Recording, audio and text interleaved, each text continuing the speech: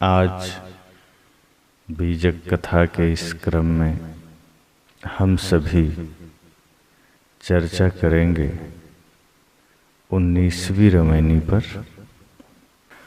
अनहद अनुभव की करी आशा, ई विपरीत देखहु तमाशा। यह तमाशा देखहु रे भाई, जहाँ शून्य तहाँ चली जाई।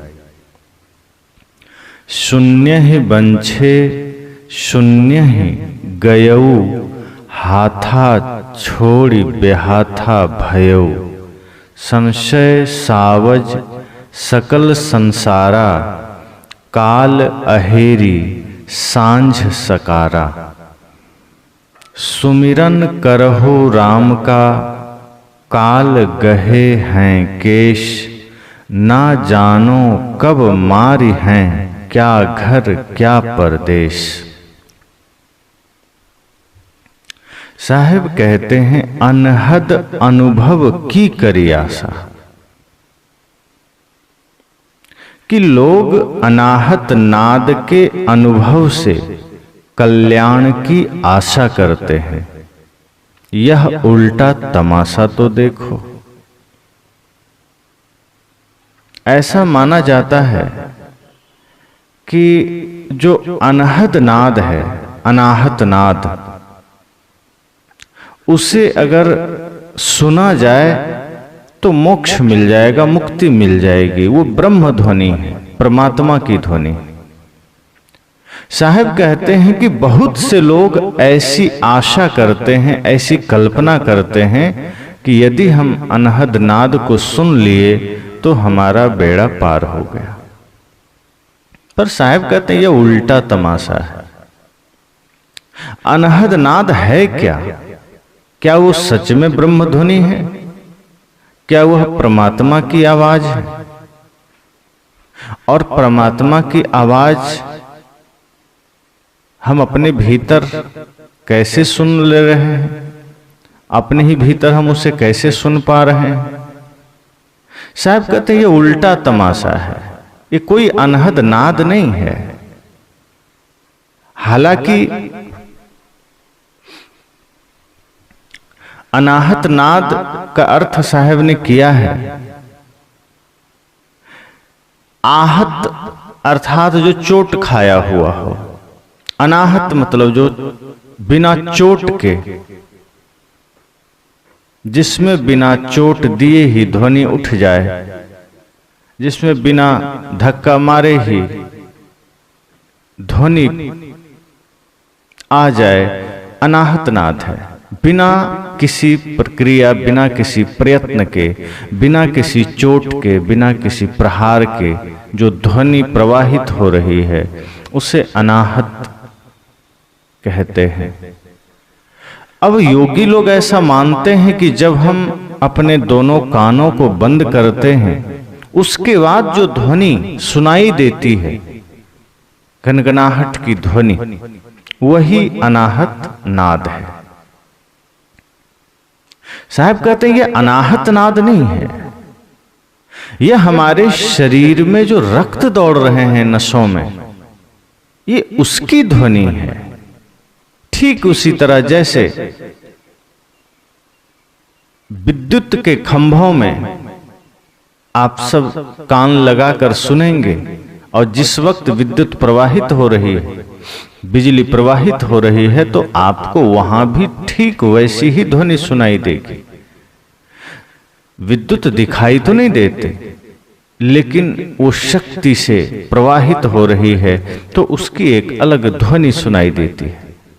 इसी तरह शरीर में जो रक्त प्रवाहित हो रहे हैं, रक्त की धारा बह रही है, उसकी ध्वनि कान बंद करने पर खुद को ही सुनाई देती है, और ये बिना चोट के ध्वनि है, तो इसे अनाहत कहते हैं। अनाहत नाद, इसी को योगियों ने कहा कि यही ब्रह्म ध्वनि है।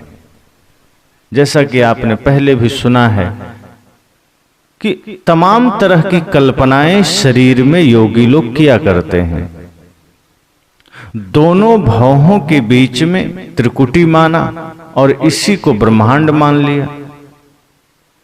शरीर ही ब्रह्मांड है, ऐसी कल्पना हो गई कि सारा ब्रह्मांड इस त्रिकुटी में निवास कर रहा है और इस त्रिकुटी संगम में ही परमात्मा का निवास।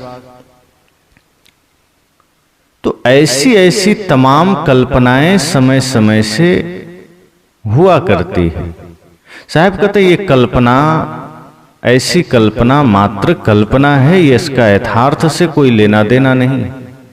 अनाहत ध्वनि ब्रह्म की ध्वनि नहीं है, परमात्मा की ध्वनि नहीं है, इससे सुनने से कोई मोक्ष नहीं मिलेगा। हाँ, इतना हो सकता है कि इस ध्वनि को बार बार सुनते सुनते मन एकाग्र हो सकता है। हमारे मन की एकाग्रता में यह ध्वनि सहायक है। हम बाहर संसार की ध्वनि सुन रहे हैं, हम बाहर संसार की आवाज को सुन रहे हैं, यहां वहां दुनियादारी में मन लगा है, वहां से हटाना है मन, तो हम इस ध्वनि का सहारा ले सकते हैं। यह हमारे एकाग्रता में सहायक बन सकता है। तो ये जो नाद है, जिसे कि ध्यान की प्रक्रिया में नाद योग भी कहते हैं, इस नाद योग का अर्थ इतना ही हो सकता है, इतना ही होना चाहिए कि हम आंखें बंद करके, कानों को बंद करके इस ध्वनि को श्रवण करते हुए मन को एकाग्र कर सके। साहब कहते हैं कि लेकिन संसार में बड़ा उल्टा चल रहा है। इस अनहद ध्वनि को सुन करके, इस अनाहत ध्वनि को सुन करके लोग सोच रहे हैं कि हम ब्रह्म ध्वनि को सुन लिए, हमने परमात्मा को ही सुन लिया और इस प्रकार से हमें मुक्ति मिल जाएगी, मोक्ष मिल जाएगा। तो साहब कहते हैं यह विपरीत तमाशा है, यह उल्टा तमाशा है, यह कोई सीधी बात नहीं है, यह तमाशा। पहली बात तो यह तमाशा है, साहब ने इसे तमाशा कहा। जैसे कहीं कोई खेल हो रही हो, कहीं कोई बाजे गाजे बज रहे हो, मेला में आप जब जाते हैं तमाम तरह के दृश्य दिखाई देते हैं, लोग कहते हैं अरे तमाशा है, ये तमाशा देखने आए हैं। तमाशा का मतलब ही है जो यथार्थ में नहीं है, बस वो किया जा रहा है मनोरंजन के लिए, वो मजे लेने के लिए काम चल रहे हैं, तमाशा है। यथार्थ से उसका कोई लेना देना नहीं है। साहब ने पहले ही कहा यह तमाशा है, और तमाशा में भी यह उल्टा तमाशा है, सीधा नहीं। सीधा हो तो थोड़ा मनोरंजन भी किया जाए, सीधा तमाशा हो तो थोड़े मजे भी लिए जाएं।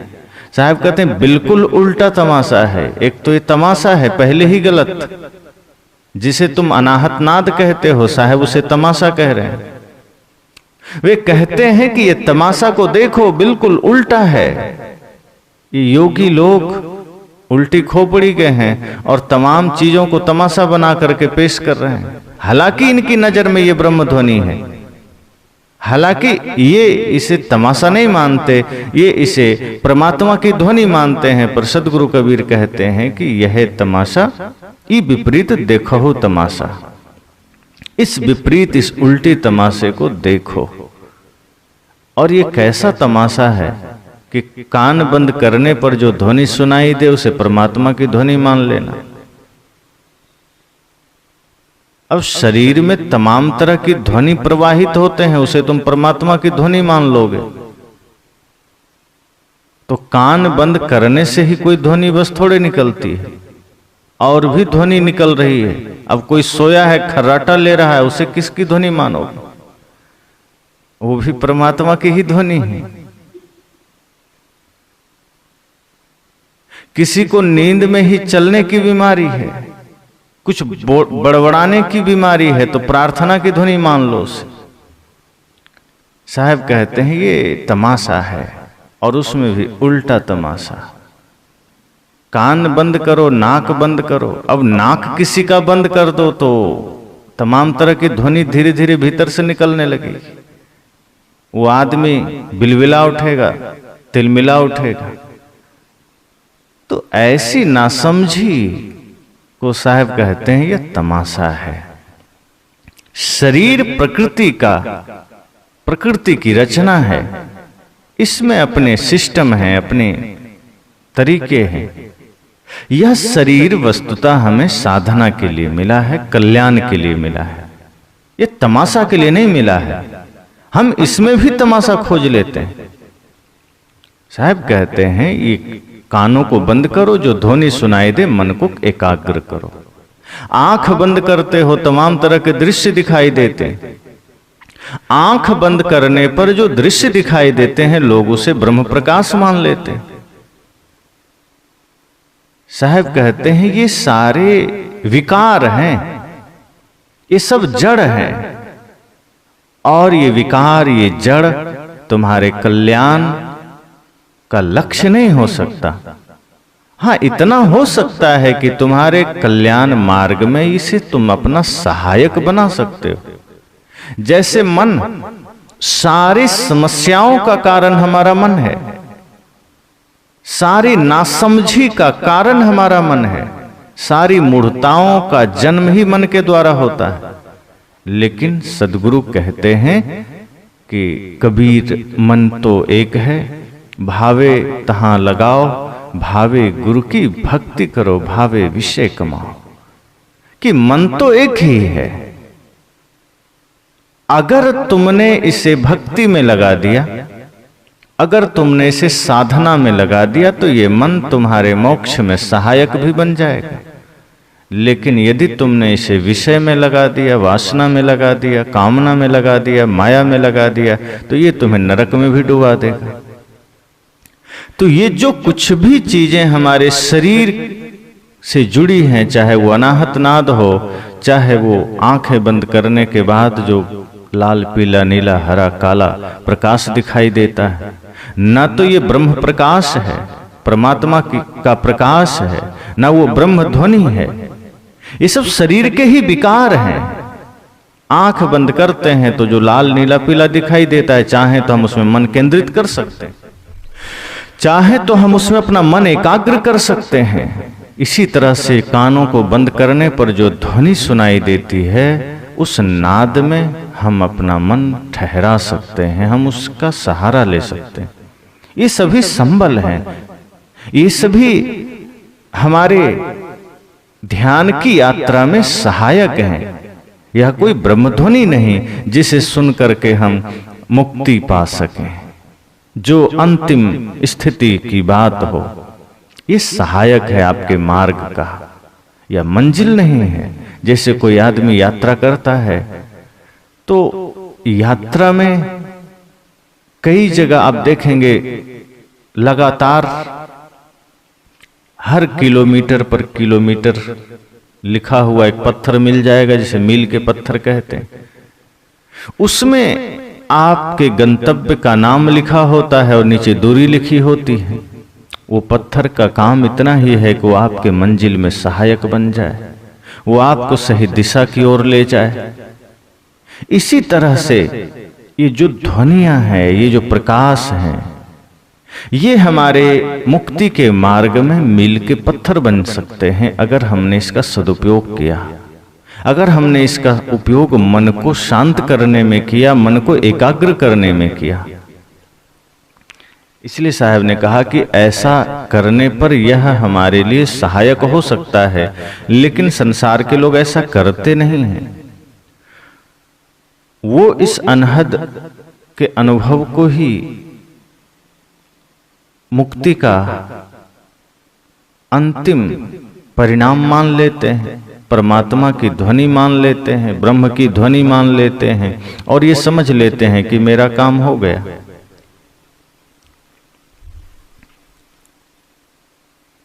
अब कान के छिद्रों को बंद कर जो ध्वनि हम सुने, वो इतना ही है कि हमारे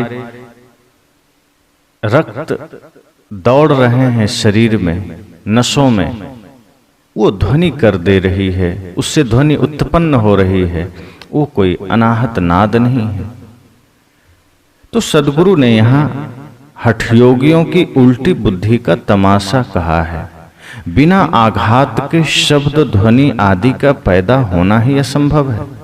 विश्व में कहीं भी स्वन शब्द एवं ध्वनि के पैदा होने का कारण है चोट एवं आघात। तो शरीर के नसों में किसी प्रकार की क्रियाशीलता, गति आदि से ही उनमें झनकारें उठती। ऊपर से कोई चोट तो नहीं पड़ती, लेकिन उसमें क्रिया हो रही है। गति का कारण स्वाभाविक धक्का एवं चोट है, तभी आवाज होती है। इसलिए योगी लोग जिसे अनाहत नाद कहते हैं, वह वस्तुतः आहत नाद है और जड़ ध्वनि है। उसको कुछ समय के लिए आलंबन मानकर उसमें मन रोका जा सकता है, अर्थात उसे मन रोकने का साधन बनाया जा सकता है, परंतु वह साधक का लक्ष्य एवं प्राप्तव्य नहीं हो सकता। शब्द से शब्द का श्रोता बड़ा होता है। हम जिस शब्द को सुनते हैं उस शब्द बड़ा नहीं है, सुनने वाला बड़ा है। दृश्य से दृष्टा बड़ा होता है। जो कुछ भी हम देखते हैं वह बड़ा नहीं है, देखने वाला बड़ा होता है। जिन चीजों को हम अनुभव करते हैं वो चीजें बड़ी नहीं है, अनुभव करने वाला बड़ा है। इसलिए साहब कहते हैं जिस ध्वनि को हम सुनते हैं वह हमसे बड़ी थोड़े हो जाएगी, वो परमात्मा की ध्वनि नहीं हो जाएगी। सदैव श्रोता बड़ा होगा, सुनने वाला बड़ा होगा, शब्द बड़ा नहीं होगा। हाँ, सुनाने वाला बड़ा हो सकता है, सुनने वाला बड़ा हो सकता है, शब्द बड़ा नहीं होगा। इसलिए साहब ने कहा, मैं तो ही पूछूं पंडिता, शब्द बड़ा की जीव। इसी बात को पुष्ट करने के लिए साहब ने कहा है, वस्तुतः शब्द से उसका श्रोता जीव बड़ा है। अनेक मतों द्वारा अनाहत नाद, शब्द, सार शब्द आदि कहकर जिसे व्यक्त करने की चेष्टा की जाती है वह श्राव्य एवं जड़ ध्वनि है। इससे ऊपर उठकर अपने चेतन स्वरूप में स्थित होना साधक का परम लक्ष्य है। स्वाभाविक है, बहुत से मतपंथ में, बहुत से संप्रदायों में अनाहत नाद, शब्द, सार शब्द आदि कहकर बहुत से चीजों को व्यक्त किया जाता है। कबीर पंथ में ही बहुत से लोग हैं जो सार शब्द की बात करते हैं, जो मूल ज्ञान की बात करते हैं। यद्यपि उनके पास साधारण ज्ञान भी नहीं होता, लेकिन वो मूल ज्ञान लिए बैठे होते हैं।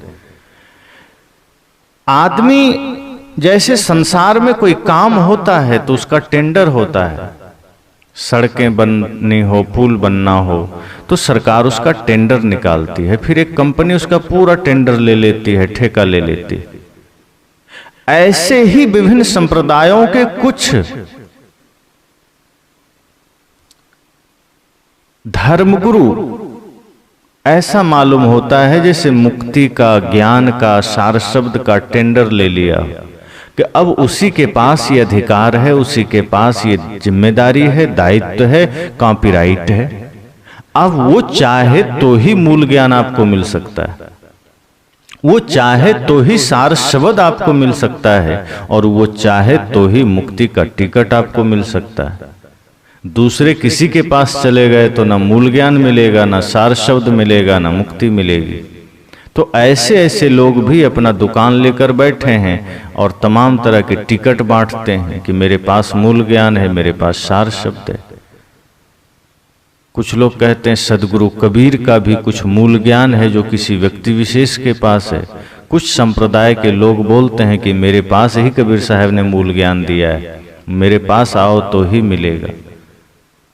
जबकि सदगुरु कबीर का एक एक शब्द मूल ज्ञान है। मूल ज्ञान वही है जो आपको अपने आप से जोड़े। मूल ज्ञान वही है जो संसार से हटा करके स्वयं में ले जाए। मूल ज्ञान वही है जो विषयों से विरक्त कर दे। मूल ज्ञान वही है जो मन को निर्मल कर दे। और सदगुरु कबीर का एक एक शब्द मूल ज्ञान है, सार शब्द है। वह सभी शब्द सार शब्द है जो आपको बंधन से हटा करके मुक्ति की ओर ले जाए। तो तमाम तरह के लोगों ने ऐसे ऐसे शब्दों की बात करके लोगों को उलझाया। नाद श्रवण को ही परम लक्ष्य मानकर उलझे हुए साधक लक्ष्य शून्य हो जाते हैं, अथवा कुछ साधक शून्य को ही अपना लक्ष्य मानकर शून्य में ही लीन होने का उपक्रम करते हैं।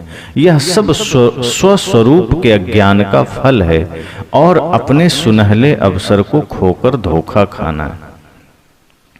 यहां साहब कहते हैं कि यह तमाशा देखहु रे भाई, जहां शून्य तहां चली जाई।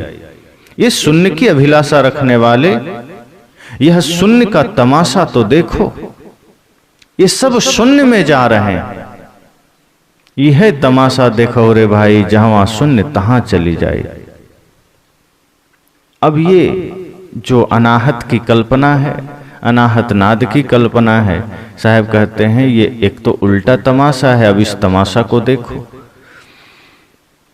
आदमी इसी तमाशा में पड़ करके शून्य में जा रहे हैं। अब शून्य का यहाँ क्या अर्थ हो सकता है? एक शून्य तो यह है कि सारे मोह माया ममता से विरक्त होकर के शून्य में समाधि में चले गए, पर यहाँ शून्य का अर्थ समाधि तो बिल्कुल भी नहीं कि ये तमाशा करते करते कोई समाधि में चला जाए। साहब ऐसा तो बिल्कुल भी नहीं कहना चाहते होंगे कि तमाम तरह के नाच नौटंकी तमाशे चल रहे हैं, धर्म के नाम पर अनाहत नाद सुने जा रहे हैं, नृत्य किए जा रहे हैं, मन को चंचलता में लगाए जा रहे हैं, और यह तमाशा किसी को शून्य में ले जाए। तो शून्य का अर्थ यह हो सकता है जो खोखला हो जा रहा है, जो मूल ज्ञान से, मूल सिद्धांत से, आत्म शांति रूपी ज्ञान से जो दूर जा रहा है, शून्य में जा रहा है, कपोल को बिल्कुल कोरा में जा रहा है, खाली में, जहां कुछ भी नहीं है। तो ऐसे लोग शून्य में चले जा रहे हैं। साहब कहते हैं कि यह तमाशा करते करते लोग तमाशा भी बन जा रहे हैं। तमाशा देखने वाले उसी शून्य में खोते चले जा रहे हैं, उसी शून्य में समर्पित होते चले जा रहे हैं, अपने आप से दूर होते चले जा रहे हैं, अपना स्वरूप से भिन्न उनकी यात्रा हो रही है। इसलिए आगे साहब कहते हैं शून्य ही बंछे शून्य ही गयो। ये शून्य की बंछे अर्थात अभिलाषा, वांछा शब्द है। साहब कहते हैं शून्य ही बंछे शून्य ही गयो। अब शून्य की अभिलाषा है, शून्य में जा रहे हैं। जिस चीज की कामना करेंगे धीरे धीरे मन वहां चला जाता है, धीरे धीरे मन वहां पहुंच जाता है।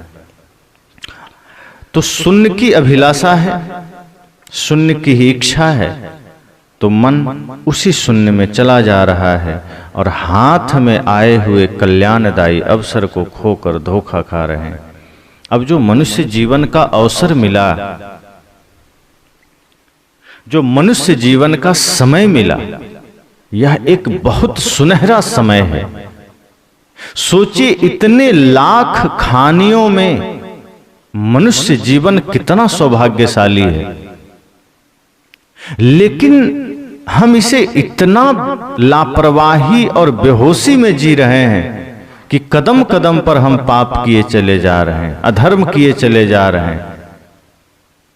साहब कहते हैं शून्य ही बंछे शून्य ही गयो। शून्य की अभिलाषा किया तो तुम शून्य में चले गए और हाथा छोड़ बेहाथा भयो। ये मोक्षदायी कल्याणदायी मनुष्य जीवन तुम्हें मिला, लेकिन तुम इसे लगा दिए कल्पना में, शून्य में। शून्य अर्थात कल्पना, जहां कुछ भी नहीं है, सिर्फ कल्पना है, अनुमान है। और अनुमान कल्पना में जब लगा दिया मन को, तो समझ लेना ये शरीर व्यर्थ में चला गया। कल्पना है बाहर कोई भगवान है, कल्पना है बाहर कहीं स्वर्ग है, कल्पना है कोई भोग मोक्ष देने वाला कहीं कोई बैठा है। साहब कहते हैं कल्पना है, और इस कल्पना की तुमने इच्छा किया, तुम इसी कल्पना में चले गए।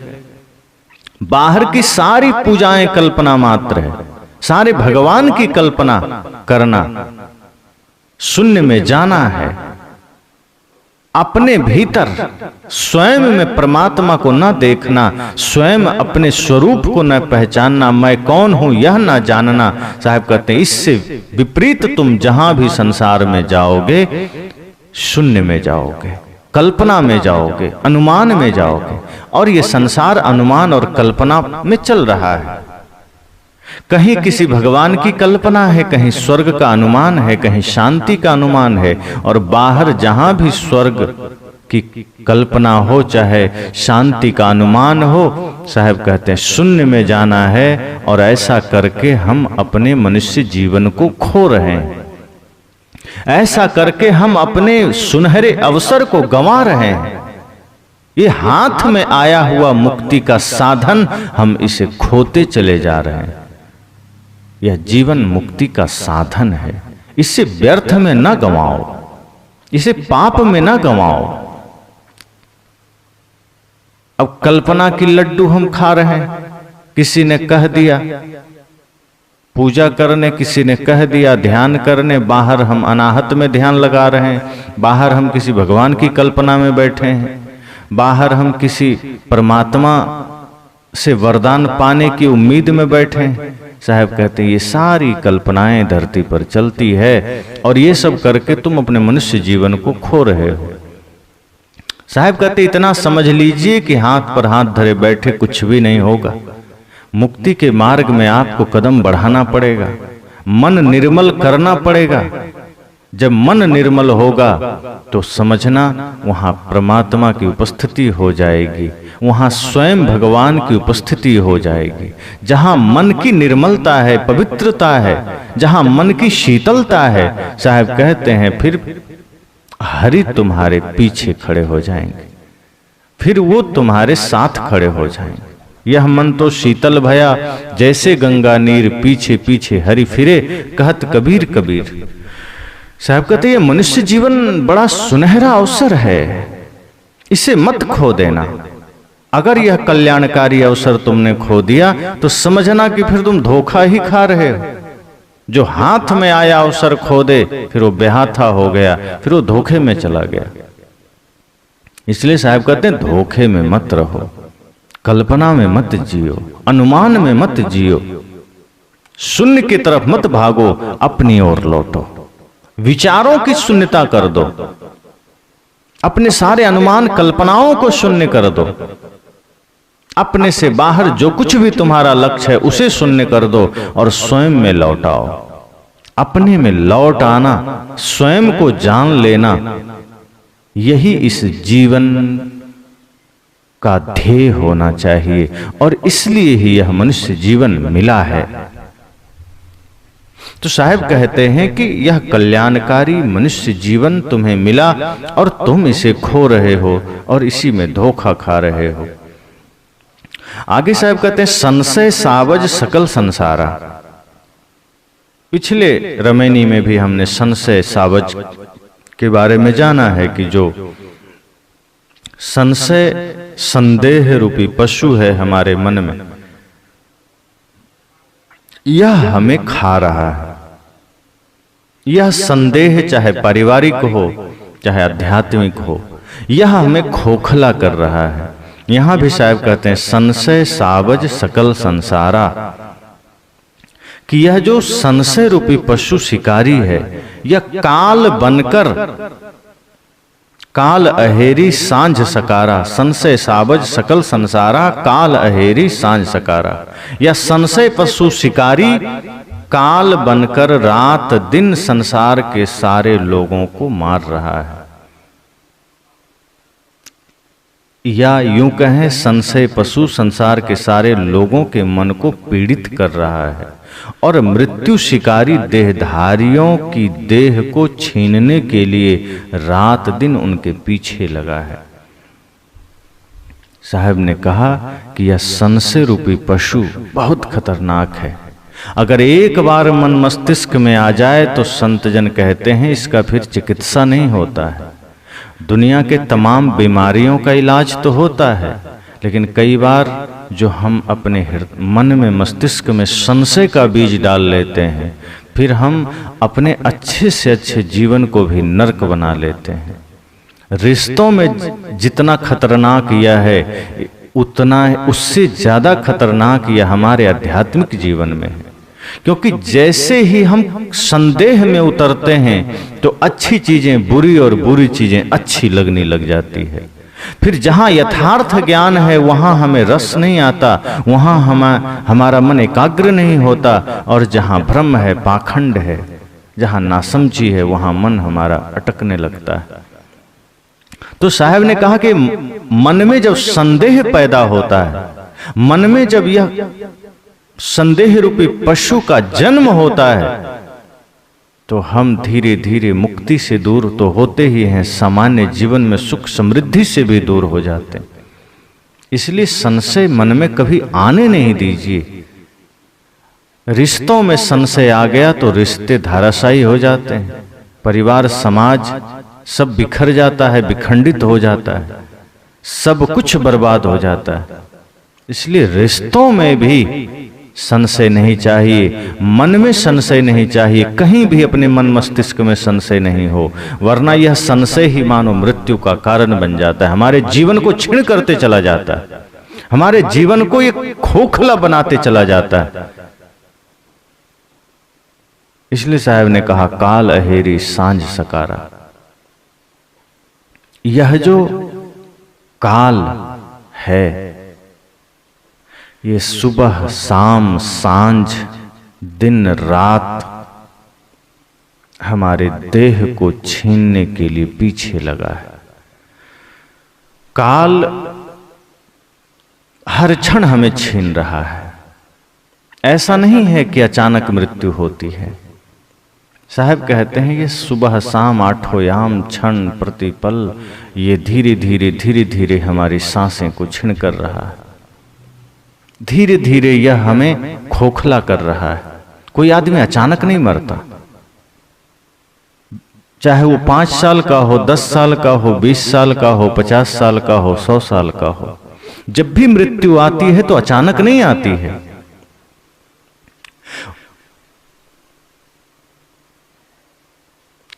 भजन में कहा है उम्र देख पल पल घटी जा रही है, निकट मौत छिन छिन चली आ रही है। उम्र देख पल पल घटी जा रही है, निकट मौत छिन छिन चली आ रही है। समझ ले तू बंदे इशारा घड़ी का, नहीं है भरोसा जरा जिंदगी का। समझ ले तू बंदे इशारा घड़ी का, नहीं है भरोसा जरा जिंदगी का। कहा उम्र देख पल पल घटी जा रही है। ऐसा नहीं है कि अचानक मृत्यु आती है, एक एक क्षण हमारी उम्र घट रही है, एक एक क्षण मृत्यु हमारे आयु को छीन कर रही है। साहब कहते हैं ये जो काल है ये सुबह शाम दिन रात हमारे शरीर को, हमारे आयु को, हमारी उम्र को छीन कर रहा है। इससे पहले कि काल हमें पूरा छीन कर दे, जागृत हो जाओ और आत्म कल्याण का काम कर लो। मृत्यु अचानक नहीं होती है, धीरे धीरे धीरे धीरे यह हमें खा रही है। यह शिकारी है, यह काल है। कब हम इसके गाल में चले जाएं पता नहीं, पर यह प्रक्रिया जन्म से ही शुरू हो जाती। जिस दिन बालक शिशु रूप में मां के गर्भ में आता है, जिस दिन इंसान मां के गर्भ में आता है, समझ लो उसी दिन से उसकी आयु घटनी शुरू हो जाती। उसी दिन से उसको मृत्यु घेरना शुरू कर देता है। एक एक दिन एक एक पल उसका खत्म होने लगता है। इसलिए साहब कहते हैं सुमिरन करो राम का। हे मनुष्य तू अपने अंतरात्मा राम का स्मरण कर, सुमिरन कर। काल गए हैं केस, मृत्यु ने मानो तुम्हारा चोटी पकड़ रखा है, तुम्हारा केस, तुम्हारा बाल पकड़ रखा है। अब घर में हो या प्रदेश में पता नहीं वह कब तुम्हें मार गिराए, कोई जानता थोड़े। लोग आंकड़ा देते हैं, एक्सीडेंट में इतने लोग मरे, सांप के काटने से इतने लोग मरे, जहर खाने से मरे, आत्महत्या से मरे, अन्य बीमारियों से अस्पताल में मरे। लेकिन आंकड़ा अगर निकाला जाए तो सबसे अधिक मृत्यु लोगों के घर में ही होती है, बिस्तर पर होती है। साहब कहते हैं घर हो, बाहर हो, देश हो, प्रदेश हो, कहीं भी हो, काल ने हमारी चोटी को पकड़ रखा है, हम कहीं भाग नहीं सकते। आदमी मृत्यु से भागने की चेष्टा बहुत करता है, सब कुछ सुन लेता है, सब कुछ जान लेता है, सब कुछ बर्दाश्त है, लेकिन मृत्यु की कल्पना से भी घबरा जाता है। साहब कहते हैं सुमिरन करो, समय कम है, राम का सुमिरन करो, अच्छे काम करो, नेक काम करो, कुछ धर्म की कमाई करते चलो, कुछ पुण्य की कमाई करते चलो, पता नहीं ये शरीर दोबारा मिले न मिले। और फिर इस शरीर का करोगे क्या? जो शरीर राख ही हो जाना है, मिट्टी ही हो जाना है, उसे बचाकर क्या करोगे? अच्छा है कि इसे सेवा में लगाओ, अच्छा है इसे धर्म में लगाओ, कल्याण में लगाओ, किसी दीन दुखी के सहायक बन जाओ। साहब कहते सुमिरन करो राम का सुमिरन करो, आत्मा राम को जानो, मैं कौन हूं ये जानो। और जब अपने आप को जान लोगे तो सब में तुम्हें फिर वही परमात्मा का दर्शन होगा, फिर सबके प्रति तुम्हारी संवेदना जागृत हो जाएगी। वरना आज इंसान इतना संवेदनहीन हो गया कि अपने अलावा किसी और के सुख समृद्धि का ख्याल भी मन में नहीं उठता, बल्कि अपने से अलग कोई भी हो, अपना पराया, सबके प्रति वो संवेदनहीन आदमी इतना ही सोचता है कि अगर उसे भी धक्का देना पड़े तो धक्का दे के आगे निकल जाएंगे, किसी और को भी रौंदना पड़े तो रौंद कर आगे बढ़ जाएंगे। और इतना ज्यादा आदमी इस मामले में आदमी इतना ज्यादा तूफान मचाता है कि जीवन में सिर्फ और सिर्फ वो पापों की गठरिया ही लादता है, कोई दूसरी कमाई नहीं करता है, कोई दूसरा प्रयत्न नहीं करता है कि जीवन में धर्म की भी कमाई हो सके, कि जीवन में सत्य की भी उपासना हो सके, सत्य की भी साधना हो सके। साहब कहते हैं समय कम है, काल ने तुम्हारी चोटी को पकड़ रखा है, काल ने तुम्हें दबोच रखा है, भागकर कहां जाओगे? ये सोचते हो कि मृत्यु से बच जाएंगे? साहब कहते नहीं, ये तमाम तरह के जो तुम तमाशा कर रहे हो, ये जीवन में इन तमाशा से ऊपर उठो। अगर यही करते तुम्हारी आयु निकल गई तो कल्याण का काम कब करोगे? ये अनाहत, ये ज्योति, ये बिंदु, ये बाहर का ध्यान, ये शब्द, सार शब्द की कल्पनाओं से ऊपर उठो। ये सारे शून्य, ये सारी कल्पनाओं में तुमने अपना समय गंवा दिया, तुमने अपना आयु गंवा दिया। धीरे धीरे तुम उसी संशय, उसी कल्पना, उसी आडंबर में चले जा रहे हो, स्वयं को खोते चले जा रहे हो, और तुम्हें पता भी नहीं चलता कि इधर काल तुम्हें खोखला कर रहा है। धीरे धीरे वो तुम्हें कमजोर कर रहा है, और एक समय ऐसा आएगा कि काल अचानक मारसी ज्यों तीतर को बाज, कि अचानक काल मार देगा, जैसे बाज तीतर को मार देता है झपट्टा मारकर। साहब कहते हैं इसी तरह काल अचानक मारसी, ना जानो कब मारी हो क्या घर क्या प्रदेश, पता नहीं कब वह काल हम पर आक्रमण कर दे।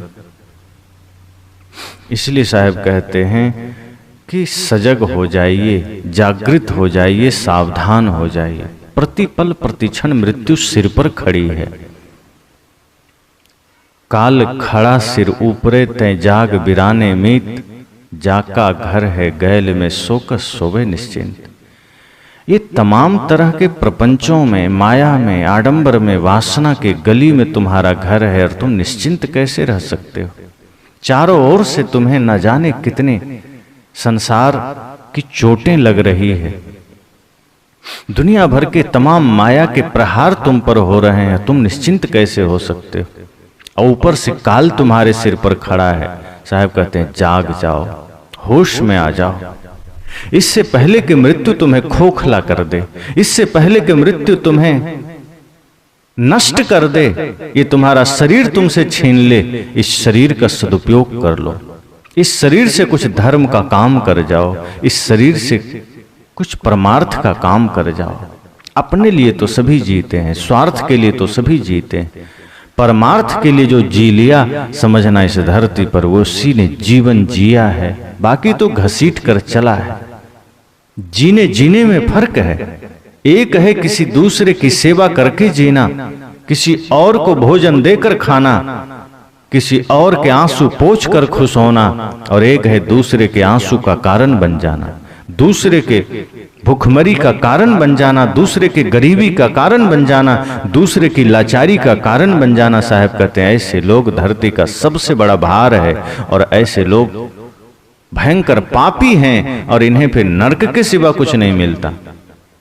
काल तो सबके जीवन में आता है, पर साहब ने कहा है कि एक सिंहासन चढ़ चले, एक बंधे जात जंजीर। एक सिंहासन में बंध कर जाता है, सिंहासन पर चढ़कर जाता है, एक जंजीर में बंध कर जाता है।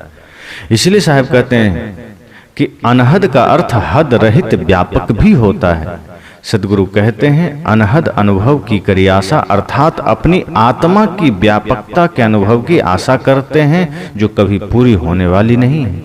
या किसी को अनुभव नहीं होता कि मैं स्वतंत्र परिपूर्ण व्याप्त हूं। सदगुरु कहते हैं कि ई विपरीत देखो तमाशा, यह उल्टा तमाशा है। आत्मा व्यापक है, यह महिमा परक कथन है। इसका अर्थ है आत्मा सर्वोच्च तत्व है। कबीर साहब ऐसी बातें नहीं मानते हैं जो अनुभव की कसौटी पर खरी नहीं उतरती। आत्मा कभी काल में, आत्मा सभी काल में विद्यमान रहती है, यह तो ठीक है, किंतु नित्य वस्तु अक्षुण्ण रहती है, किंतु एक परिनिष्ठित आत्मा सर्वत्र व्याप्त है। यह न अनुभव का विषय है और न व्यवहारिक है। ऐसी अवधारणा करना अपनी आत्मा को शून्य में भटकाना है। मैं साक्षी शुद्ध चेतन हूं, यह आनुभविक स्थिति ही तथ्यपूर्ण है। सदगुरु हठयोग और नाद श्रवण आदि दृश्य भाषों तथा व्यापकवाद के भ्रम से साधक को हटाकर उसे सहज राम का स्मरण बताते हैं। उनका राम अपना शुद्ध चेतन स्वरूप है। वे साधकों को सावधान करते हैं कि तुम भ्रम में मत रहो। जीवन का कुछ ठिकाना नहीं, घर में, वन में, देश में, विदेश में कहीं भी काल आ सकता है। तुम्हारी चोटी काल ने पकड़ रखी है। तुम सारा प्रमाद छोड़कर अपने अविनाशी चेतन स्वरूप राम का स्मरण करो। ये जो भी प्रमाद है उसको छोड़ो।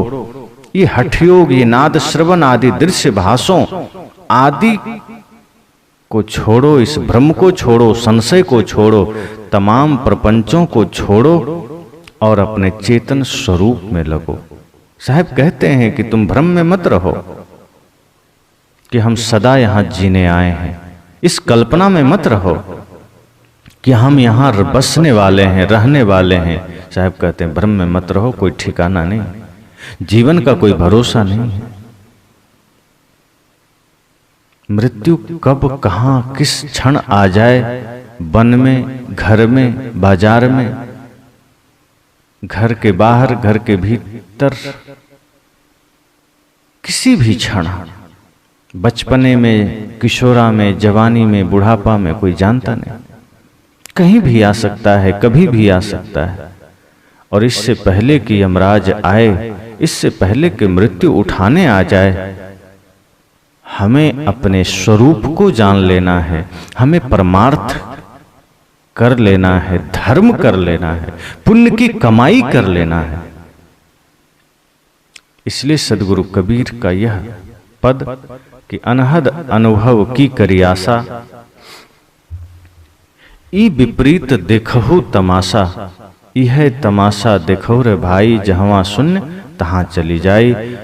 एक तरह से साहब ने समस्त कल्पनाओं के द्वारा जो हम मोक्ष चाहते हैं, समस्त अनुमान के द्वारा जो हम शांति चाहते हैं, और ऊपर से संशय में जो हमारा जीवन चल रहा है, संदेह में जो हमारा जीवन चल रहा है, गलतफहमी में जो हमारा जीवन चल रहा है, भ्रांति में जो हमारा जीवन चल रहा है, साहब कहते ये सारे संशय का त्याग कर दो, ये बाहर की तमाशा का त्याग कर दो, ये बाहर की कल्पना का त्याग कर दो।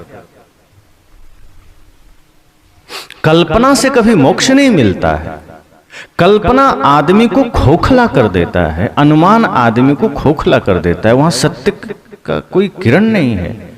इसलिए इस पद के माध्यम से साहब ने कहा कि अनहद आदि की कल्पना करके तुम जो मोक्ष चाहते हो, ये मोक्ष वैसे नहीं मिलता।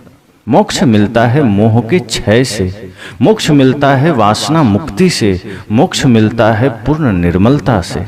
जब मनसा वाचा कर्मणा हम पूर्ण निर्मल हो जाते हैं तब मोक्ष घटित होता है।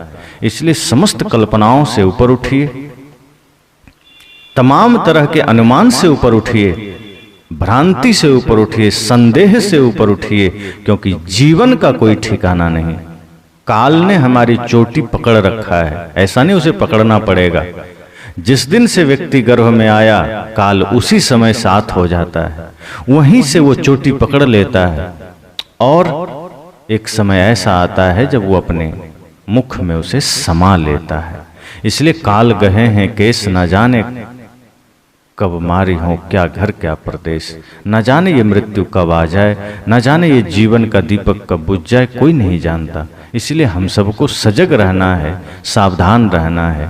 इस 19वीं रामायणी से हम सबको यही सीख लेनी है बस।